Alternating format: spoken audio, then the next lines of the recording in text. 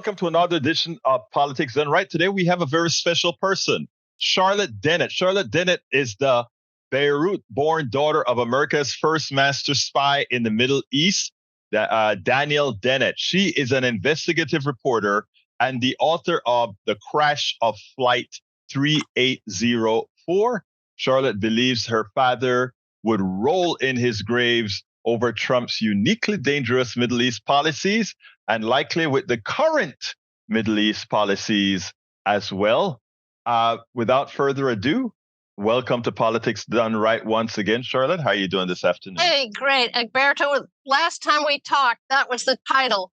But the book's come out in paperback. It has a new title, Follow the Pipelines. Actually, I know the new title, and I have it right in front of me. Oh, okay. You changed the name to Follow the Pipelines, uncovering the mystery of a lost spy and the deadly politics of the great game for oil. Correct. And I think your premise, both with what's going on in let's say Gaza, as well as Ukraine, but firstly, let's say Ukraine has an oil component. I think that is the premise of what you're talking about. Is that correct? Yes, it is. It happens that Ukraine has the second largest oil and natural gas reserves in Europe, next to Russia, if you want to consider Russia part of Europe. This is something that doesn't get told. It doesn't get told in any of the wars, whether it's Ukraine, Gaza, Iraq, whatever. And most of those reserves are located in the eastern part of the country, exactly in the Donetsk region, exactly where all the fighting is happening right now. In the Donbass region. Yeah, and also Ukraine is crisscrossed by a huge number of pipelines that were Russian-owned. And are these still functional pipelines? I believe that those still are, which is interesting, because as long as they are, then presumably Ukraine can still get some royalties out of it. But the fact of the matter is, the situation is such that Russia has limited some of its exports to Europe. And of course, the sabotage of the Nord Stream 2 pipeline put a real dent in Europe's energy resources. And that the Nord Stream 2 pipeline was going to carry Russian oil to Germany and then be distributed throughout Europe. And I think some of it through that whole old pipeline system. So the war in Ukraine has caused a major scramble among European countries to look for alternative sources of energy. So let's back up there. Europe is going to be has been looking for more sources because of the war in Ukraine. Yes. But so which came first, the chicken or the egg? Is the war in Ukraine because of oil, or give me what's your research tells you? Okay, in the invasion by Russia in February 2022 happened after the United States had tried to prevent the Nord Stream 2 pipeline from going into effect. In fact, the Biden administration, even before, they're very concerned about this Nord Stream pipeline system, Nord Stream 1 and Nord Stream 2. They go under the Baltic Sea, and they supply Europe with energy. And it was particularly Nord Stream 2 that had, certainly the Biden administration very concerned. So it's because it was going to supply even more natural gas to Russia, which already relies on. What did I say? To Russia. I'm sorry. Yeah, thank you. I've been studying all day, getting caught up. It's incredible. Anyway, so right after the invasion of Ukraine by Russia, the first sanction that was done against Russia was against Nord Stream 2. It hadn't been sabotaged yet. That would happen a year later. It was the first sanction. The United States put a lot of pressure on Germany to cancel basically cancel the contract with Russia. It was all set to go Now, last who summer. built it? Who paid for building that infrastructure? That cost billions of dollars. Yes, it does. It was a combination. It was Russian, and there was some European involvement in that pipeline too. And I believe Germany, obviously. I can't tell you exactly right now because I've been so focused on Gaza. I'm sorry. I'll have to check back on who it is. But it was a big venture, and the U.S. wanted it killed, and Germany succumbed, and so that's not there. So here, for instance, Germany was trying to get to eliminate its reliance on nuclear power. And when this happened, there was a desperate search for alternatives. And one of the things that's happened is that fracked gas from the United States has suddenly been shipped in massive quantities. It's LNGs. Right. Germany's created new LNG ports to bring that in. And so it's been a great boon for American gas Natural interests. gas. Yeah. But at any rate, they're still desperately searching for alternatives. And lo and behold, who would you think that Europe and the United States would go to? Guess where? I'm scared to say Israel. You got it. Yeah. Now, Israel is not known as a gas or an oil producer. So how does that mesh? How does that mesh? Well, in fact, around 1999, actually, British Gas was contacted and contracted to explore for oil and natural gas off the coast of Gaza. And the then Palestinian Authority authorized them to do it. And lo and behold, they found a lot there. So then it became a question of how was it going to be exploited, and who was going to benefit from it. Arafat, as you may remember, the head of the PLO. Yeah.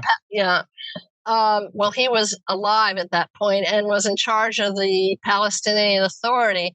He thought, oh, this is fantastic. This is a great boon for Palestine. At last, we're going to be independent. We're going to have our own natural resources, which, by the way, they have the right, even though they're under occupation, they have a right to develop their own natural resources.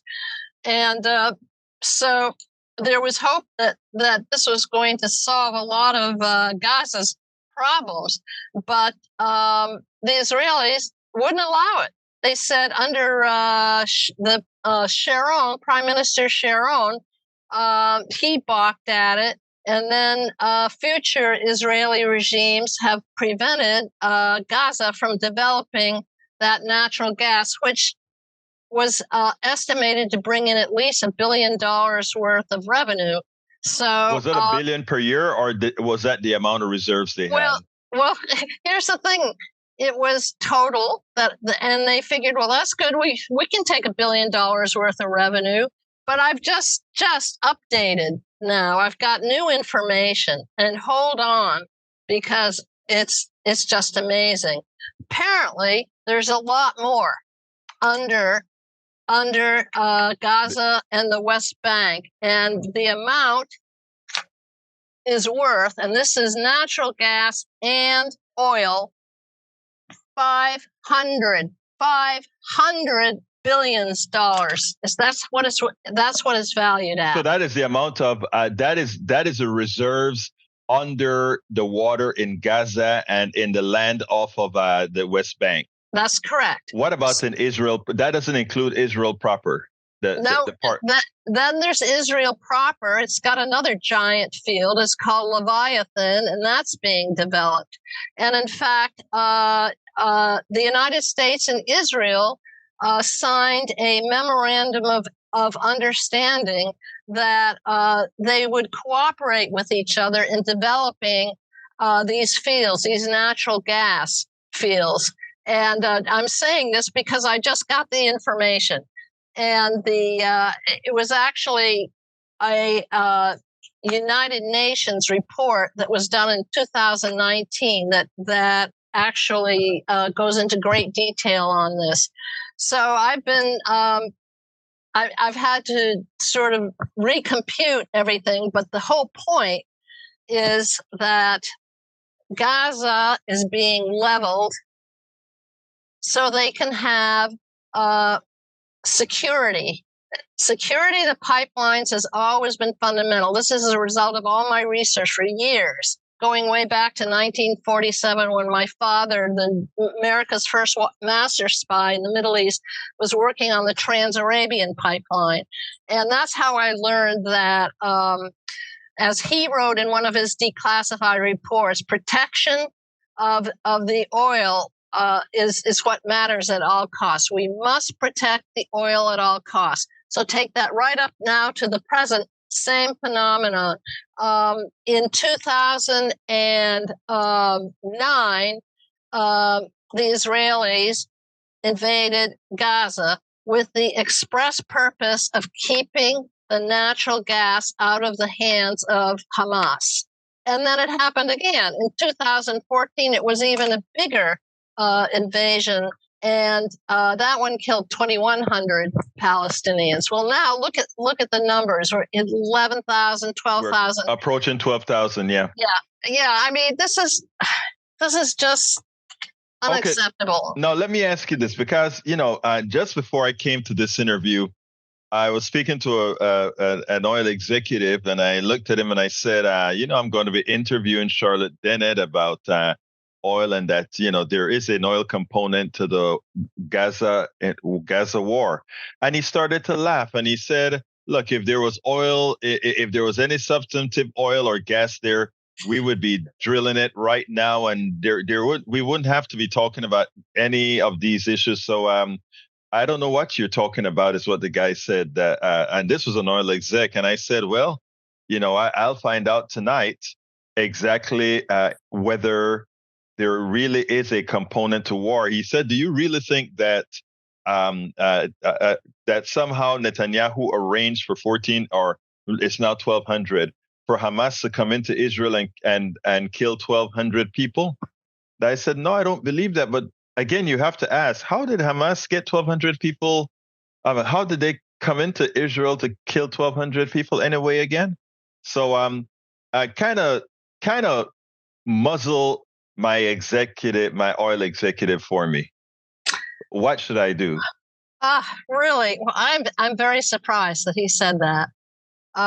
He's not going to like my analysis. I've been studying oil and genocide most of my adult life. My husband and I wrote a major book, 1,000-page book, on the development of the Amazon and how oil exploration was responsible largely for the genocide of 100,000 indigenous tribes or peoples in the 1960s and 1970s. And the name of that book is Thy Will Be Done, The Conquest of the Amazon, Nelson Rockefeller, and Evangelism in the Age of Oil. So I'm telling you, the link is there. When the oil companies want to extract resources, what they do is, first of all, they send in missionaries. That's the peaceful way to do it. The missionaries are supposed to pacify the people. And when that doesn't work, nastier things happen, which we documented in this book, which has been called An Anatomy of Conquest. You can apply the main principles of how you conquer to most parts of the world, which I then ended up doing with regard to the Middle East. So now you look at what the situation is in Gaza. First of all, the idea that the Israeli much vaunted security services did not know that there was going to be an attack has come under scrutiny now, as it should. Well, Haaretz is actually has really did a lot of writing about that. The Israeli one of the major Israeli rags, I think it's called Haaretz, right? Yes, Haaretz. Yeah, that's sort of the progressive Israeli newspaper. Yes. And they pretty much came and called out Netanyahu as indirectly funding Hamas, which would I am just surprised that it hasn't had much more traction than it had. Well, the funding of Hamas, the reason for that happened in 2005 after Israeli forces withdrew from Gaza. But the whole point is there's actual documentation that the reason that they did that, why the decision was made to fund Hamas was to divide it from the Palestinian Authority. And that way they could say that we don't want this terrorist organization to have access to that natural gas that's right off the shores of Gaza. So that was the reason. And it's been documented that these two invasions, the whole purpose was to wipe out Hamas and prevent the Palestinians from getting these gas reserves, because the Israelis argued that it would go towards funding terrorists. You see, they keep using this argument. Well, I just want for the audience listening here, because I want to make a categorical statement. As an engineer, I'm a numbers person. If you look at the amount of buildings destroyed in Gaza and the amount of buildings destroyed in Israel, the amount of people killed in Gaza and the amount of people killed in Israel in this war, where both parties have some sort of a culpability, I think it's hard to define Hamas as the sole terrorist in this whole action. I just want to lay that out. Continue, please. I'm sorry, I didn't quite say that. You said Hamas what? I didn't quite hear. I could not say that the only terrorist involved here is Hamas, because if we look at the dead people and destroyed property, I am sorry. My eyes are not deceiving me. Continue, please. Well, nobody's eyes are deceiving them, but some people don't want to look at what was the obvious. This was an entirely disproportionate attack, and it was collective punishment. That's something Israel has done many, many times. There'll be Palestinians will attack some small area previously, and then Israel come back and destroy homes. I mean, that's what it's been doing for decades. It's a tragic story. And when you complain about it, some would want to use the anti-Semitic theory. Yep. What I've said on my program is we will not allow that deception to continue. We love our Jewish brothers and sisters. We will not allow any Israeli terrorists to actually try to assume that anybody on my program is an anti-Semitic person, because that will not be the case. But we do not support the deaths of thousands of innocent people and the destructions of billions in infrastructure that they don't intend to repay to continue. Charlotte, in as much as we speak about the oil component, the petro component of the war in Gaza that many want to dismiss, there's yet more. I've read, and I don't know, I've read a whole lot of conspiracy theories, and I said, since I'm going to have the expert on pipelines with me, that I probably should ask this as well. There is this canal that's been thought of now for many, many years, supposedly to rival the Suez Canal. In other words, no longer would we depend on the Arabs for a sea level canal to connect these two bodies of water. We will now pass it through that friendly country, that little country of Israel. Is there anything to the war and the canal? Absolutely, because the canal is planned to start at the tip of Gaza, the northern tip of Gaza. And then it's the plan. And I've heard that they've already started working on it, although I'm not sure how they could if they're starting in northern Gaza, where all the fighting is going on right now. But it helps sort of kind of explain why they've leveled that whole area. Anyway, yeah, it's to run there, and it's to go all the way down through Israel to what's called the Gulf of Aqaba, which you got to look at a map to see it. It's a very small area where Israel has a coastline. Yes, it has a coastline, and so does Jordan. And then that area connects to the Red Sea, which is very important for shipping oil. But here's the interesting thing, too. It also is going to connect with Saudi Arabia's futuristic Neom. This is this new high-tech city that Saudi Arabia is building. And so this sort of explains why Israel and Saudi Arabia were going to further the normalization of their relations. So what this is it's a giant infrastructure project that is backed by the United States and obviously Saudi Arabia. And so some people were saying, gee, it must have been this normalization that got Hamas going. Well, my guess is that they knew that they were done. I mean, once you got these huge, powerful corporations, and they're not just oil companies, of course, they're high tech. Once they get working on this new, supposedly wonderful development program that's going to bring peace to the Middle East, they knew that it was all over for them. Now, there's another component, the Great Game for Oil, which is the subtitle of my book. You can be sure that the Russians and the Chinese are watching this very carefully, too. And some are saying that even the Russians were behind the Hamas attack. I don't know if that's true, but the fact is, I think I just read today that the Chinese were interested in what's going on in Neom, and there may be some high tech deals and cooperation that are going on. So then you're wondering, why is China China's Xi is meeting with Biden right now? You can be sure they're talking about all of these events that are happening, in Gaza, and then going down to this canal.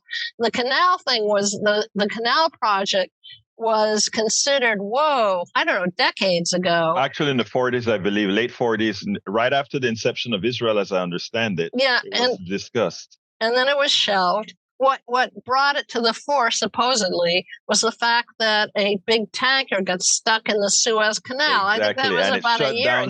It shut it down. Right. So anyway, so now it's back on the books, and that I think that would also explain why Israel wants to flatten Gaza. This is so sickening. When I listen to all these stories, right, and you realize, I talk a lot about the corporations and countries, and I speak about there's no real countries anymore. It's all a corporate-driven world, and everything about countries are used as pawns for companies to be able to get things done. Here you talk about Saudi Arabia getting into good grace with Israel. Yeah. And you wonder, we thought there were some religious conflicts there and all of that, but the mighty financial dollar is more important than anything else. So my God. Yeah. Here's an irony for you, Alberto, that in 1943, when the Holocaust, the horrors were becoming known to the United States, there was a question about whether U.S. Air Force would bomb the killing machines, the gas chambers in Auschwitz. And a determination was made by John J. McCloy, who was in charge of the armed forces. And he decided, no, that that Auschwitz would not be bombed. And by the way, the people in Auschwitz wanted it. They thought they were going to die anyway, but they thought it would destroy the killing machines. He said no, because it would divert the Air Force away from IG Farben. Well, it turns out that was a complete lie, because IG Farben is very close to Auschwitz. It wouldn't have been a diversion. If the killing machines had been destroyed, then thousands of Jews could have escaped to Palestine. They would have gone down. They would have gone down to through Turkey to Palestine, and it was known by some of the Jewish survivors because they were the first to carry signs saying "No blood for oil."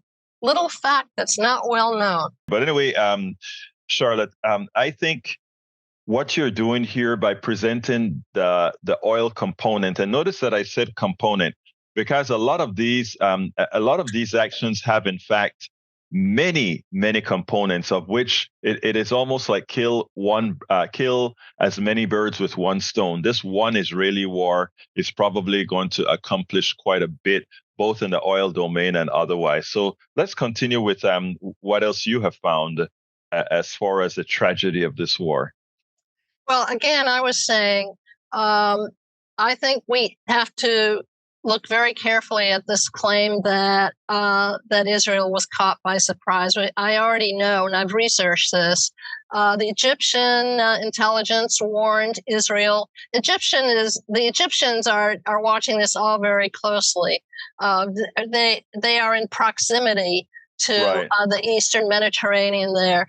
So they've got people, they got informers in there, sort of the Israelis. And to say that they didn't know this was going to happen, it stretches credulity. I really believe that. So then you have to ask yourself, the Israelis wanted to destroy Hamas in two other wars, which were horrific, in 2009 and 2014. So, hey, I mean, people are asking this. Did Netanyahu let this happen?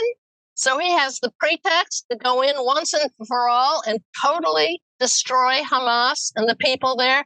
People are starting to ask this, and I think they should be asking it because it was horrendous what happened to the Israelis. I condemn that. But at the same time, it just seems like this fits in very nicely for Netanyahu, who is very unpopular, by the way. Can we forget all those massive demonstrations that just happened several months earlier about how Netanyahu was trying to change the judiciary? And part of that was to not allow more settlements encroaching on the West Bank, for instance. And there have been more attacks on the West Bank, by the way. So, and then there were all these protests. I mean, a lot of the Israelis worried about their democracy, but there were other Israelis that were also worried about what this fascist, he's a fascist, all right? And that's what's so appalling about this. This fascist is being allowed to commit genocide. That is what it is, and it is the definition of genocide. When you target an ethnic group and you want to drive them off their land, you want to kill them, you want to prevent them from having their medicine, their food, their fuel. This is just appalling what we're watching on TV, and it doesn't help the Jews at all. No, I mean, and again, that's why information is so important, and I think it is time as well to show that what Netanyahu is doing is no different than what he's accusing Hamas of doing. I think we have to go into telling this story with open eyes. I just think it's important, and I'm glad that you have relayed the story with regards to what the financial aspect, the petro aspect of it is, but also there's a human aspect that has to be taken into account as well. Okay, Charlotte, let me ask you, where do we go from here as far as exposing what you found in as you talk about follow the pipelines. Thank you. I just want to say one other thing. I am greatly heartened that Jewish Voice for Peace has come out in great numbers and protested. They're doing it here in Vermont. They're doing it in Washington, D.C. and New York. Oh my God, it's so important that they dispel the years of propaganda that Israel has very successfully used to hoodwink people, including the Jewish people. So they are brave. I stand with them. I think people should support them wholeheartedly. And what can people do to find out more? Well, I can barely keep up with it, but I do have a website that's also called Follow the Pipelines. I would really encourage people to get my book. I normally don't.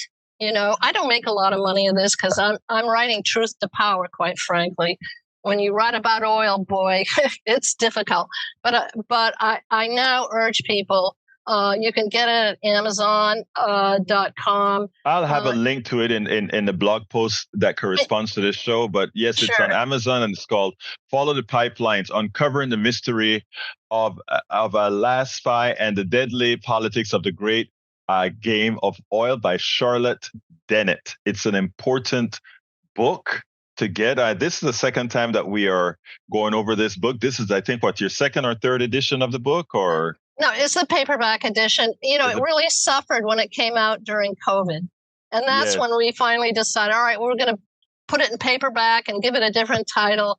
But it's important because it doesn't just cover this. It covers the war in Iraq, Afghanistan. I have 10 pipeline maps, and they all help explain these endless wars that are going on. I trust that your website has the updated, because the information just keep coming, and you don't know what's going to happen in Gaza in the next 2 weeks, which you may have to update your website for stuff not covered in your book. Yeah. Well, look, Charlotte, author of Follow the Pipelines, it's been my pleasure to speak to you, and I want folks to be more aware. These are voices that need to be heard. Your voice, many voices like yours, are important that we get it out right now and do it without fear. Because right now, what's occurring in our country is too many people are quiet. Too many people are scared to come and speak the truth. Because speaking the truth means you're going to be called a whole lot. You're going to be misrepresented. But Thank you, Egberto. That's very important. But we have to get the truth out. So what my feeling is, we got to look at this whole thing differently. We cannot look anymore as Arabs versus Jews. The Armenians, I document this, they were victims.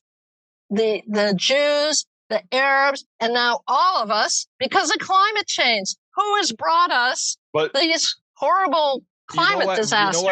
You know what is the most scary statement of all of this? That where we are still fighting about this polluting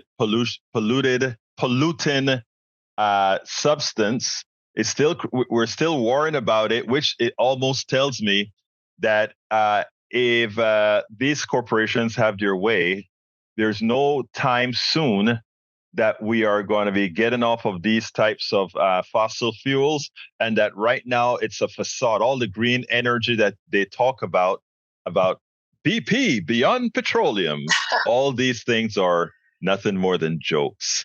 Oh, it's sad. It's so sad. Yes, it's true, because the drilling is continuing. Right. It's going on more than ever. And how many more climate disasters do we need? I mean, these people are going to destroy the planet, and they're going to destroy all of us. Somehow, they've got to be stopped. And it's going to take a massive amount of citizen protests to have that happen. So I really wanted to make sure that you had your say. So thank you so kindly, Charlotte Dennett, author of Follow the Pipelines, for having been on Politics Done Right. Thank you, Alberto. Hopefully we'll get to peace. I agree. it's going to take people being aware, intelligent. Thank you, Charlotte. Thank you so much, Egbert. You're doing important work. We spend a lot of time deconstructing the news, trying to parse it into a form that everybody can understand. We try to find those little nitpicks where it flies above the fray, etc. If you really like these videos that we do, I want to ask a big favor. Please go ahead, number one, subscribe to our channel, and number two, please join if you can. Thank you so kindly for watching. Keep watching. Please remember to share. We must populate the entire internet with our progressive message, a message that we know is what most Americans say that they want. So help us, please join.